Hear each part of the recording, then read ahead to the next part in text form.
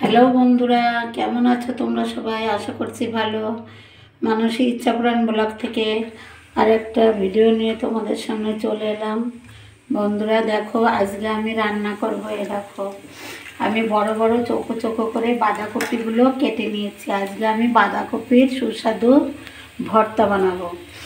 তার জন্য তোমাদের পুরো ভিডিওটি দেখতে হবে, না টেনে পুরো ভিডিওটি দেখতে থাকো। আর ভালো লাগলে বন্ধুরা একটা লাইক করে দেখা শুরু করে দিও। আর নতুন বন্ধুরা যারা সাবস্ক্রাইব করোনি আমার চ্যানেলটিকে অবশ্যই সাবস্ক্রাইব করে দিয়ে আমার পাশে থেকো। আচ্ছা, এবার আমি এই যে পরিষ্কার জল দিয়ে বাঁধাকপিটা ধুয়ে নিচ্ছি। তার জন্য এই যে উপকরণ বন্ধুরা আমি নিয়ে নিয়েছি ভর্তা বানানোর জন্য।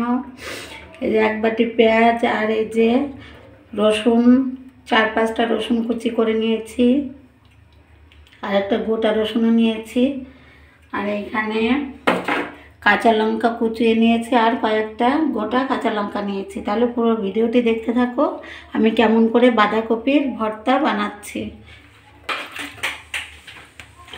এই যে বাঁধাকপিগুলো আমি ধুয়ে অন্য একটা পাত্রে তুলে নিচ্ছি জল ঝরিয়ে। এটা আমি ভাপিয়ে নেব। এই যে কড়া বসিয়ে দিয়ে উনুন ধরিয়ে দিয়েছি। এবার আমি খালি কড়াইতে, তেল দেবো না, শুধু কড়াইতে আমি কপিটা ভাপিয়ে নিচ্ছি। এই কপি ভাপানোর ভিতরে আমি একটুখানি লবণ দিয়ে দিচ্ছি, আর দিচ্ছি সামান্য একটু হলুদ, আর এই যে গোটা কাঁচা লঙ্কাগুলো আমি দিয়ে দিচ্ছি। বন্ধুরা তোমরা যে যেমন ঝাল খাবে সেই অনুযায়ী তোমরা ঝাল দেবে, যে যেমন পছন্দ করে। এই যে গোটা কাঁচা লঙ্কা আমি এই যে আঁচটা লোটা, আমি কোনো জল দিয়ে ভাপাচ্ছি না বন্ধুরা। এই কপি থেকে যে জলটা বেরোবে সেই থেকেই ভাপানো হয়ে যাবে কপিটা। লোটো মিডিয়াম আঁচে রেখে আমি 5-7 মিনিট ভাপিয়ে নিয়ে নামিয়ে নেব। তোমরা আমার সঙ্গেই থাকো। বাঁধাকপিটা এমন করে ভাপিয়ে নিয়েছি। দেখো বন্ধুরা কতটুকুন হয়ে গেছে। এটা আমি মিক্সি করে নেব। তোমরা শিলপাটাও বেটে নিতে পারো। করে টোরে আবার আমি ফিরে আসছি। বন্ধুরা এই যে বাঁধাকপি, ভাপানো বাঁধাকপিটা আমি মিক্সি করে নিয়েছি।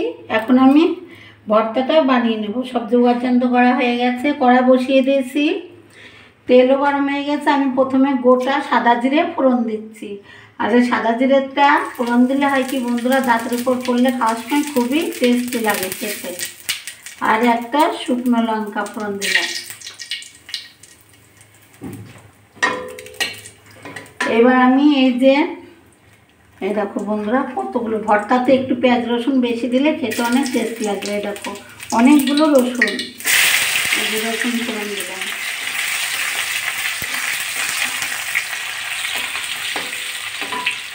আমি একটা গোটা রসুনও রেখেছিলাম, দিয়ে দিচ্ছি। এবার আমি এই যে কুচনো 1 বাটি পেঁয়াজ দিয়ে দিচ্ছি। আমি তো কপি ভাপানোর সময় সামান্য লবণ দিয়েছিলাম আর হলুদ দিয়েছিলাম। এবার আমি এই যে পেঁয়াজ ভাজির ভিতরে একটু লবণ দিয়ে দিচ্ছি, আর সামান্য একটুখানিও হলুদ দিয়ে দিচ্ছি, আর দেব না। এবার আমি কিছু কাঁচা লঙ্কা ভাপানোর সময় দিয়েছিলাম 4-5টা। এখন আমি এই যে কয়েকটা লঙ্কা কুচি করে রেখেছিলাম, এই যে কুচনো কাঁচা লঙ্কা দিয়ে দিচ্ছি। আর ভর্তাতে একটু আমার কাছে ঝাল ঝালই পছন্দ হয় বন্ধুরা। তোমরা যেমন ঝাল পছন্দ করো তেমন করে দেবে। এবার আমি এগুলো ভালো করে ভেজে নেব। পেঁয়াজ রসুনগুলো আমি সুন্দরভাবে ভেজে নিয়েছি। এখন আমি এই যে বেটে রাখা বাঁধাকপিটা দিয়ে দিচ্ছি পেঁয়াজ রসুনের ভিতরে। আমি আর এর ভিতর লবণ হলুদ দেবো না,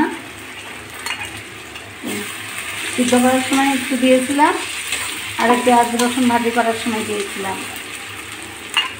এটাকে আমি ভালো করে সময় নিয়ে লোটো মিডিয়াম আঁচে রেখে ভালো করে ভাজি করে নেব ভর্তাটাকে। দেখো বন্ধুরা ভর্তাটা কি সুন্দর কালার এসছে, আর প্রায় হয়ে এসছে। দেখো কড়াই থেকে ছেড়ে যাচ্ছে, তার মানে ভর্তাটা হয়ে গেছে। আমি আর একটুখানি 1 মিনিটের মতো ভাজি করে নিয়ে নামিয়ে নিচ্ছি। তাহলে বন্ধুরা শেষমেশ আমার বাঁধাকপির ভর্তা কমপ্লিট হয়ে গেছে। এখন আমি চুলাটা বন্ধ করে দিচ্ছি আর একটা প্লেটে তুলে নিচ্ছি সুন্দরভাবে।